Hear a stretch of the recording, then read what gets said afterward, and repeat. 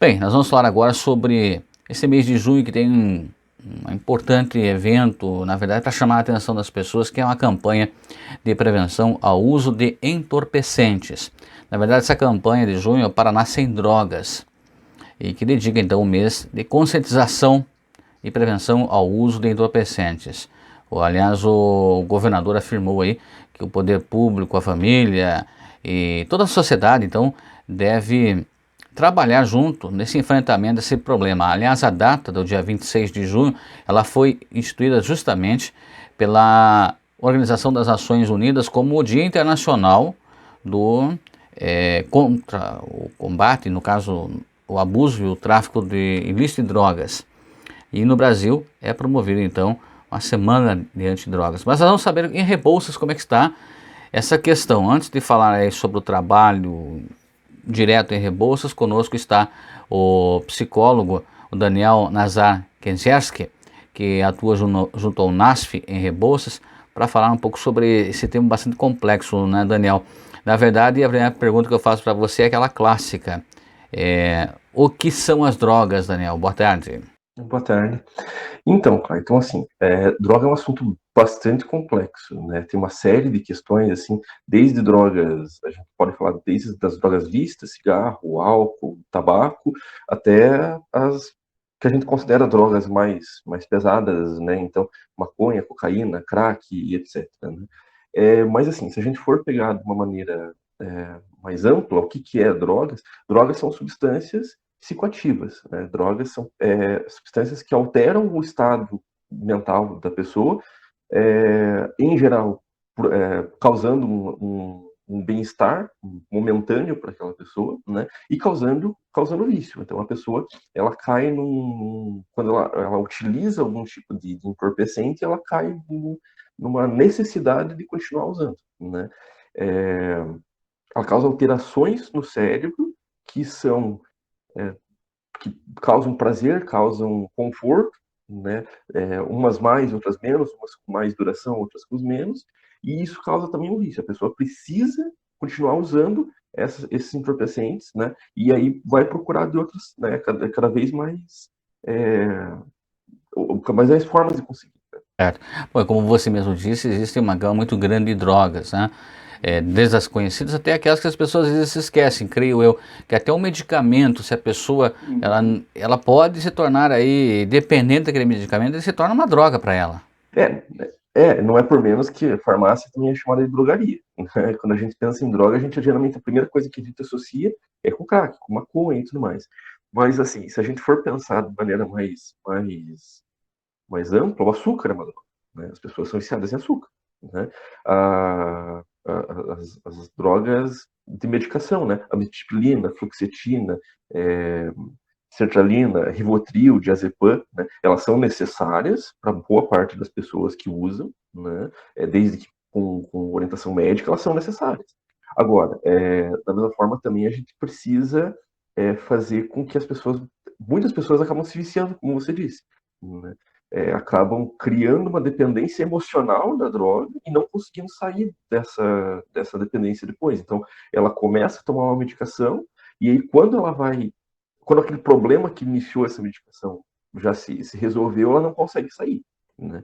Inclusive, na psicologia, na psiquiatria, a gente chama um efeito de efeito rebote, que é quando a pessoa, ela ao largar um Rivotril, por exemplo, um diazepam, um clonazepam, é, ao largar essa medicação, ela fica pior do que quando ela iniciou, né? Então, a gente tem todo um trabalho, tanto na psicologia quanto na psiquiatria, na medicina em geral, de diminuir aos poucos essa, essa medicação aos poucos. O efeito rebote nada mais é do que a abstinência, né? Então a gente chama de um outro, né? Mas como você pode ver, a medicação também causa abstinência, né? Então, ó, por esse lado, você já vê que ela também é uma droga, né? Ô Daniel, agora, o uso de drogas, no modo geral, dessas drogas mais pesadas, ilícitas, normalmente, como maconha, cocaína, êxtase, o próprio álcool, isso pode ter, assim, uma ligação genética de pai para filho ou não? Assim, a gente, tanto em psicologia quanto em medicina, a gente tem algumas ressalvas quanto a isso, assim, né? Vão ter pessoas que vão dizer que sim, vão ter estudos que vão dizer que sim, vão ter estudos que vão dizer que não. Ainda não tem um consenso sobre isso, né? Eu sou de uma linha que eu prefiro pensar mais, que eu acabo dando mais importância à questão social do que à questão biológica nesse sentido. Como assim? Eu entendo que é mais pesado para uma pessoa, é mais, né, mais relevante o ambiente social que essa pessoa está inserida, que leva essa pessoa a ter essa droga, do que uma questão genética, né? Já existem estudos, por exemplo, da maconha, por exemplo, que existem é, partes do nosso cérebro que tem uma ligação quase natural com o THC, né, que é o composto da maconha. Então, no caso, seria mais, a maconha ela seria para algumas pessoas mais potente do que para outras, por exemplo, né?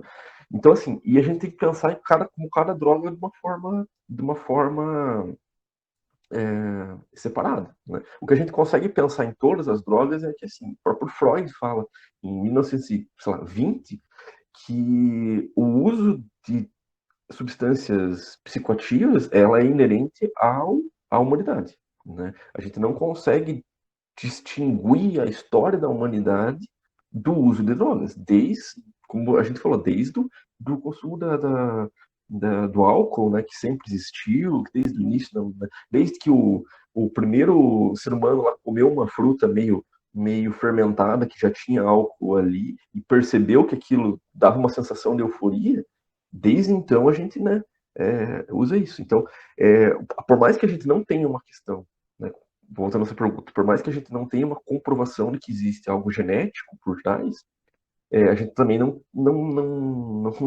pode distinguir isso do próprio ser humano, né? Do próprio sujeito ser humano. Certo. Tá, estamos conversando com o psicólogo Daniel Nazar Kinzerski, que atua junto ao NASF e Rebouças. Daniel, agora dessas drogas ilícitas estamos falando, né? Quais são aquelas assim, que causam maior dano no cérebro e qual é a gravidade desse dano no cérebro do usuário? Se a gente for pensar de um dano físico, de um dano assim, pontual, né, agudo, hoje que a gente tem no Brasil que causa o maior dano seria o crack, né? O crack ele é um derivado também da folha de coca, né, da cocaína, então você o mesmo processo que cria a cocaína também acaba criando, pode ser criado também o crack, né? É, o crack hoje ele tem uma destruição neuronal, né? Ele destrói o cérebro de uma maneira assim muito rápida, né? Dependendo da pureza, dependendo da forma como o usuário utiliza do crack, ele pode vir ali a ter um dano irreversível em questão de, sei lá, 6 meses, um ano, né? Mesmo que ele saia depois, porque é muito difícil, ele não consegue depois. E tem um outro, e ele já vai ficar afetado, né? E tem um outro problema também, que o crack, assim, diferente, por exemplo, da cocaína. O cara usa cocaína e ele fica, sei lá, uma noite toda com efeito. Ele usa maconha e fica uma noite toda com efeito, até mais uma noite. O êxtase, todas essas drogas, elas têm um tempo muito... Ele tem um tempo comprido, né? Ele tem um tempo de ação comprida, né? O crack não. O crack, os estudos dizem que o efeito mesmo do crack é de coisa de 40, 50 segundos. Então, o cara usa, fica ali mais ou menos, usa de novo, fica ali, né? E quer mais. Ele tá sempre querendo mais, né? Tá ok, então. Não tá interessante porque nem eu sabia, né, disso. Então Ele é bem... é aí que mostra a potência e até a letalidade que essa droga causa na pessoa e a dependência muito rápida que ela proporciona, né? Uhum. Ô Daniel, agora o álcool, bebida alcoólica, a gente pode considerar como uma droga ou não? Né? Como diz, a gente tem essa questão cultural, tanto com álcool, tabaco, outras coisas, a gente, como falei, né? A gente tem uma ligação cultural com isso. É muito difícil hoje a gente ir num aniversário, até numa quermesse de igreja e não ter uma cerveja, não ter uma caipira, não ter uma cuba, né? É, assim como as outras drogas, o álcool não é todo mundo que vai usar que vai ficar dependente, né? Ele existe o que a gente chama ali de consumo social de álcool, né? Se não me engano, acho que no Brasil, a última estatística que eu vi, 15% dos usuários, de pessoas que bebem álcool, são alcoólatras, né? E assim, isso é muito fácil da gente perceber. É difícil você conhecer alguém que não tem alguém na família que seja alcoólatra, ou que não teve um avô, um tio, né, que morreu de cirrose ou por alguma coisa assim. Só que a gente tem que pensar também que não é só o alcoólatra que tem danos na sua vida por conta do álcool. Alguém que bebe né, porque o álcool, o que acontece? O álcool ele acaba levando a comportamentos de risco, né? Dirigir e beber, sexo sem camisinha, uso de outras drogas também, né? Assim, o cara tá, né?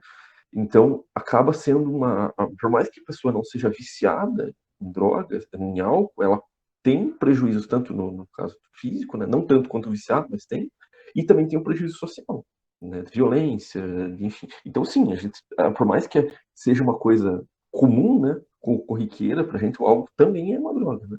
Certo. Agora, no seu trabalho em Rebouças, Daniel, o que você percebe, você como psicólogo, qual que é a faixa etária mais suscetível a cair nas drogas? E, já atrelando essa pergunta, uma outra, não sei se há uma diferenciação ou não, quem é mais afetado aí seria o sexo masculino, o sexo feminino ou não? A droga não tem essa distinção e seja rapaz ou moça, enfim, homem ou mulher, estão aí no mesmo patamar. Então, como eu falei, a droga ela tem uma quantia social, né? Ela tem uma função social e é muito difícil você usar as pessoas que usam droga sozinhas, né? Eu, pessoalmente, não conheço nenhuma droga que seja mais usada sozinha, né? Medicação, talvez, né? Mas aí é por outras questões. Mas as drogas que a gente considera álcool, cocaína, etc., elas são geralmente usadas em grupo, né? E a parte que a gente está começando a nossa vida social é a adolescência, né? Entre 12, 18, 12 e 20 anos. Né? Então, geralmente é aí que começa, porque aí a pessoa ela quer se socializar. Então, por exemplo, no álcool, né? Vai começar a beber com os amigos do pai, começa a beber com os amigos ali na rodinha, para ficar mais desinibido, ficar mais fácil de conversar com as pessoas, etc. Né? E as outras drogas também, tá ali o cara, experimenta aí, né? Ou é legal, é gostoso, enfim, né? Então, e aí o cara experimenta, gosta, né? Porque, como eu sempre falo, droga, ela tem uma coisa boa. O início da droga ele é sempre bom, né? É sempre legal, né? Ele causa uma sensação boa. Então, geralmente é na fase da adolescência, para se enturmar, para ficar conhecido, né? Também, é isso. Isso, aham, sim. Porque daí o cara que não vai querer usar é o careta, e tal, geralmente ele acaba sendo excluído. E a gente, quando é adolescente, a gente dá uma atenção muito grande a ser aceito em grupos, né? Essa coisa meio tribal que a gente tem, né? E você comentou da questão das mulheres, homens e mulheres. A- Aqui eu vou dizer que é muito. Não tem, assim. Tanto homem quanto mulher na questão da adolescência, é bem diverso, assim, sabe? E nesses casos que você tem acompanhado no município de Rebouças, como é que está a questão do uso de drogas ilícitas? Aí estamos falando já de maconha, cocaína, é alto índice ou dentro da quantidade populacional do município? Não é que estaria aceitável, mas estaria dentro daquele parâmetro, né, da saúde, por exemplo, proporção, número de habitantes, quantidade de pessoas. Então, isso a gente precisaria de um estudo estatístico para comparar, né? Mas, assim, ela é bem alta. Ela é bem alta. A gente atende bastante gente, assim, principalmente em crack, principalmente nessas drogas ditas mais baratas, né? Crack, maconha, álcool, né? Ele é gente bem. Essa semana, por exemplo, ali, só de pacientes espontâneos que chegaram para mim, assim, pessoas que vieram procurar, foram acho que 4 ou 5. Né? Então, isso numa época de pandemia, né, que a gente ainda não está aí. Alguns, um ou dois desses já tinham procurado antes e agora recaíram e procuraram novamente, né?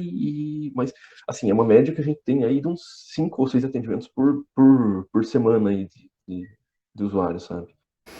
Pois é, isso que você falou é uma questão muito interessante, né? A questão da recaída, né? Eu acredito que Uhum, primeiro, o indivíduo tem que querer, né? Não uhum, adianta impor que na imposição, na força, o resultado vai ser desastroso, creio eu. uhum, Então ele tem que querer, depois ele tem que aceitar aquilo que ele está querendo, né? E uhum, aí é uma luta interna dele com aquela dependência química contra o próprio organismo dele.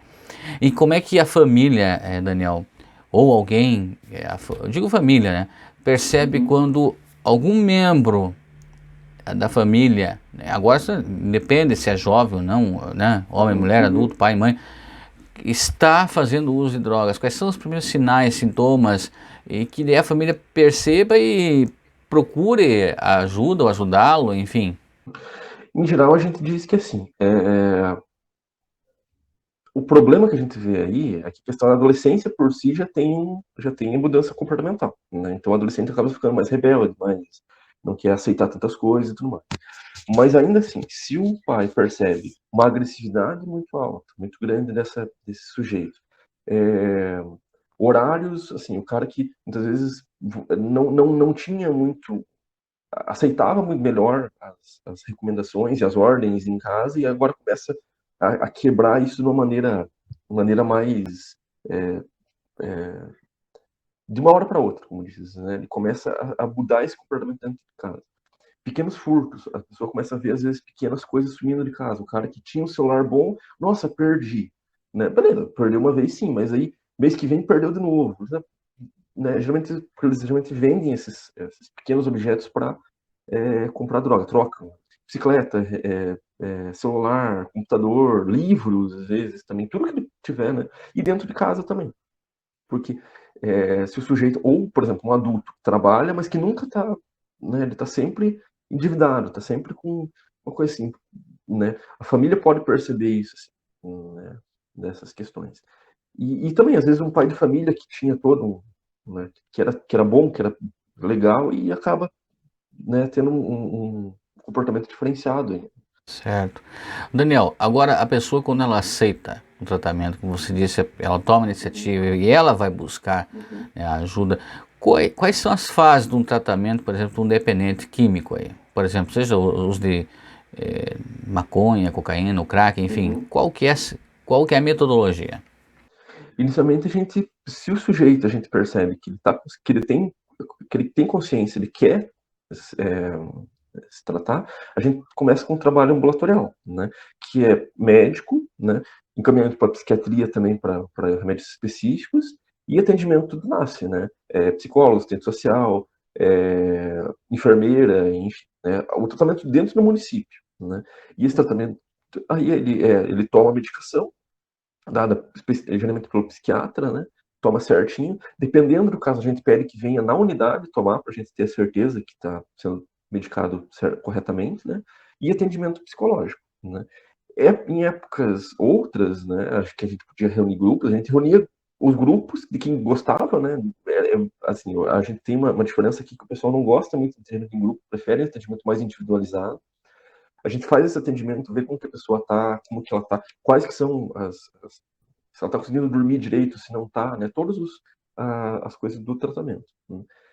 Aí pessoas que não querem esse tratamento, sim, tá. E aí assim, e ainda se nesse processo a pessoa perceber que não está conseguindo sozinha, que está tá recaindo na droga de novo, ela pode pedir para ser internada, né? E aí o internamento é um internamento normal, são de 25 a 30 dias, em clínicas, geralmente em Maringá, União Vitória, Ponta Grossa, Curitiba, né? Tratamento fechado, também com medicação, também com grupos, todo o acesso de tratamento que ele tem aqui, só que aí fechado, né?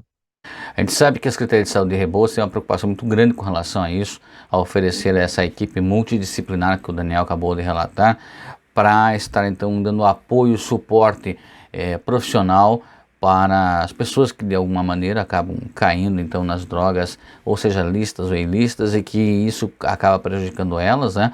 É uma preocupação da Secretaria de Saúde, da secretária, a Tânia Celiorce, né? E por isso eu estou conversando hoje aqui com o Daniel para falar um pouco sobre o trabalho que ele realiza, né, junto ao NASF. Então, Daniel, dá para dizer o seguinte, que não existe aquela história de que a pessoa pode usar droga que ela não vai ficar viciada, ela vai ficar viciada. É isso. Mesmo que ela acaba não recaindo naquele vício, é, vamos dizer, clássico, né, de que, como tu falou, até vender as coisas e tudo mais, a droga sempre vai trazer algum tipo de prejuízo, né? Mesmo o álcool, que é o mais comum, ele causa acidentes, ele causa outras coisas, né? O tabaco causa problemas pulmonares e tudo mais. Então não exato, né? Então não existe droga que não faça mal, né? Eu sempre falo que assim, às vezes a gente vai falar com os adolescentes, droga é ruim, droga... Não, droga não é ruim. Ruim são as consequências que a droga traz, né? Então eu sempre falo assim, é ruim a gente falar para o adolescente que é ruim, ele vai experimentar ver que é bom, né? Que gosta, né? Bom, entre aspas, né? Só que as consequências que a droga, seja uma usada ou a vida toda, né? Ela sempre vai ter consequências. Daniel, quanto tempo você está trabalhando junto ao NASF, com esse trabalho que você realiza?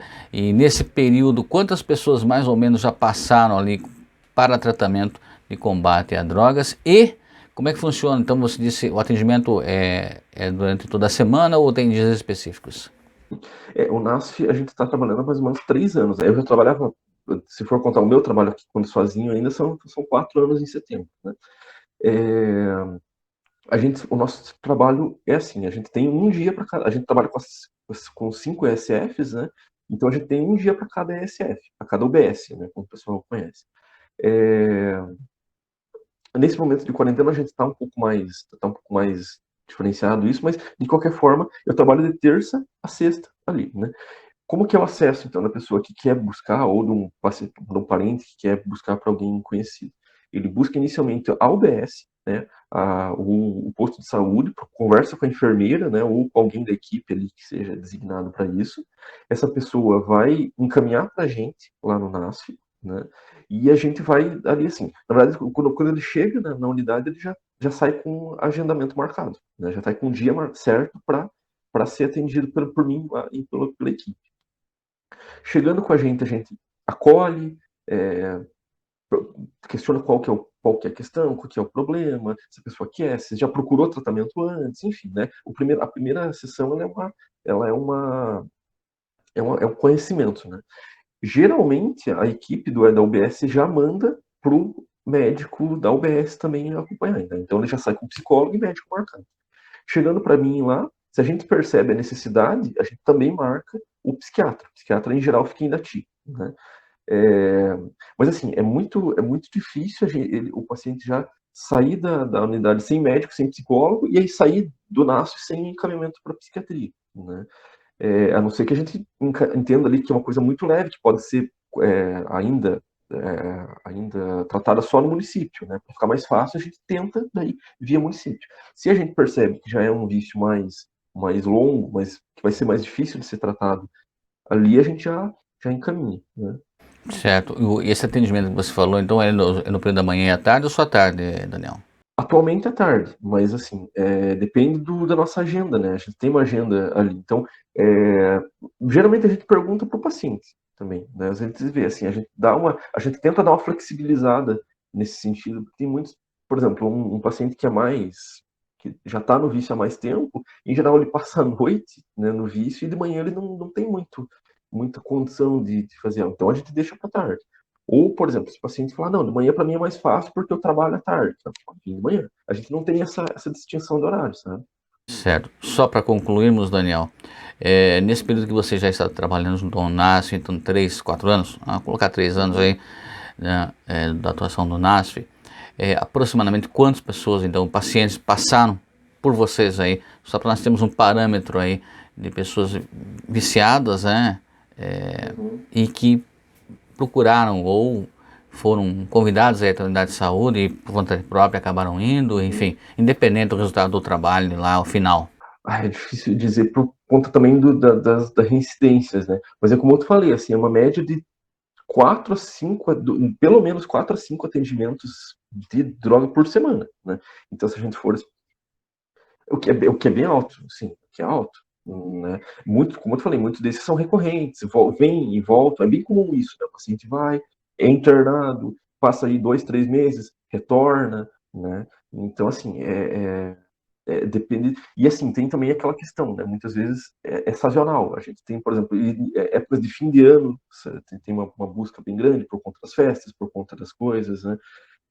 Agora, no período de quarentena, a gente está tendo um problema também, né? Isso é mundial, não é só aqui, né? Um problema com o álcool também. As pessoas isoladas em casa acabam utilizando o álcool como uma forma de tentar se manter sãs, entre aspas, aí, né? nessa coisa, e também por coisa, e acaba levando também a violência nas famílias que estão isoladas, e tudo mais, né. Então ele é bem sazonal, mas se a gente for pegar aí períodos mais críticos, a gente chega assim a 5, 6 atendimentos por semana.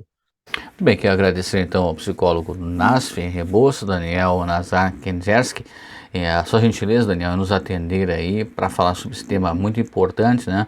Estamos vivendo então este junho, né, que é a campanha de Paraná Sem Drogas, de prevenção do uso de entorpecentes, lembrando que a data é marcada, específica, como alerta para isso, é o dia 26 de junho, por isso eu conversei então com o psicólogo, o Daniel. Agradeço, Daniel, sua gentileza. Se você tiver alguma complementação a mais queira repassar, esteja à vontade, ou até um próximo dia, Daniel. Não, eu só queria dizer que assim, às vezes as pessoas perguntam, como que eu posso evitar que meu filho faça ou que não faça? Eu sempre falo que assim, é muito difícil a gente evitar o comportamento do outro, né? O adolescente, o jovem adulto ou o adulto mesmo, se ele quiser, ele sempre vai encontrar um jeito de fazer. O que eu dou ideia para os pais assim é sempre assim, manter um diálogo aberto, né? Não julgar o paciente, não o filho, ou, enfim, né? Não colocar ele numa situação de criminoso ou de qualquer coisa assim, de que você vai sair da minha casa assim. Entender que a pessoa que recai na droga, ela tá ficando doente, ela tá doente, né? E assim deve ser tratado, né? Então tentar não julgar, tentar manter um diálogo aberto e principalmente falar assim, se o muitas vezes chegar diretamente com o filho, falando, não, me conte, não adianta. Então, o que a gente pode fazer é, se você precisar, eu tô aqui, para qualquer coisa, né? Então, às vezes os pais me perguntam isso assim, para droga e para outras coisas. Se você precisar, eu tô aqui, né? A gente vai procurar tratamento, a gente vai tudo. Se você quiser, né? Dá essa ideia de que confia e de que, né? É o primeiro passo para a gente tentar diminuir um pouco isso, né? E uma outra questão, a droga ela não é só uma questão de saúde também, né? É isso que eu queria colocar aqui. Ela também é uma questão social, de segurança pública e etc. Né? Então a gente não pode, né? Assim, então é todo o movimento de toda a população, não é só quem é da saúde. Ô Daniel, só um adendozinho ainda, você falando, eu lembrei de um assunto, de um fato bem interessante. Eu venho de uma outra época, né, de uma outra realidade, né, você falar a questão de drogas, e eu lembro muito bem, naquela época, criança, né, então minha mãe, meu pai diziam, olha, nunca aceite, nunca prove, porque se você aceitar a primeira vez, você nunca mais vai conseguir sair disso. Eu era criança, né, eu e minha irmã, mas criança mesmo, né? Então a gente colocou aquilo na cabeça, né? E foi bastante positivo, graças a Deus, né? Nunca, né? Houve qualquer experiência nesse sentido, e devo isso aos meus pais, obviamente. E aí eu pergunto para você, quando é que o pai e a mãe têm que chegar e falar abertamente com a criança sobre isso? Acho que a partir do momento que ela já entende um pouco, né? Então ali, sei lá, 7, 8 anos já dá para começar aí, claro, no linguajar da criança, né? Assim, e que não aceita então alguma coisa que que um estranho ou que um irmão mais velho dê, porque, né, acontece infelizmente, né? Não aceitar coisas que ela não sabe o que é, principalmente, né? E que é, e que falar isso, assim, que não é legal, que ela não precisa daquilo para ser feliz, para ela ficar bem. Ela pode encontrar outras coisas para ficar bem, né? E que, por exemplo, em questão, por exemplo, de álcool, mesmo que o adulto esteja provando que aquilo não é legal, né? E a criança vai perguntar, por que você fuma então? Se droga, né? Se droga é tão ruim, por que você fuma? Ser aberto com ela, sim, porque a mãe se sente bem com isso. Só que a mãe sabe que, né? A gente sabe que não faz bem. E eu não quero que você caia nisso. Hoje pode ser bem sincero, né? Hoje eu não consigo largar, né? As pessoas que entram na droga não conseguem largar. Então você que não tem, você que não usa, né? Tente nunca entrar. Né? Ser bem sincero com as crianças, assim, que elas entendem muito bem, ainda mais hoje, né, com a informação que a gente tem, elas sabem muita coisa, né? Daniel, mais uma vez, muito obrigado pela sua participação e até o próximo dia. Até. Tchau, tchau.